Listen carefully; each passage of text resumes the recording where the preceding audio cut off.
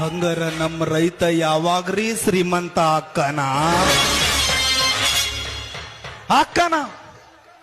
ನಾ ಹೇಳ್ದಂಗ ಮಾಡಿದ್ರ ಅಕ್ಕನ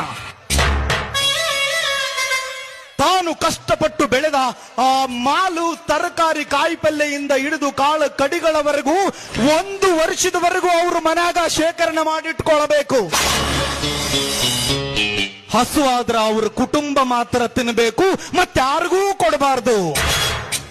ಆಗ ಜಗತ್ತ ಹಸುವಿನಿಂದ ಬಳಲ್ತೈತಿ, ದೇಶ ಹಸುವು ಹಸುವು ಅಂತ ಅರಚತೈತಿ, ಸರ್ಕಾರದ ಬುಡ ನಡಗತೈತಿ, ರೈತರ ಮೇಲೆ ಆಗುವ ದೌರ್ಜನ್ಯದ ಈ ಕಲಿಯುಗ ಅಂತ್ಯ ಆಗುತ್ತೈತಿ, ಈ ರೈತನ ಶ್ರೀಮಂತ ಯುಗ ಪ್ರಾರಂಭ ಆಗುತ್ತೈತಿ. ನಮ್ಮ ಅಪ್ಪನಾಣೆಗೂ ನನ್ನ ಮಾತು ಕಾರ್ಯ ಐತಿ.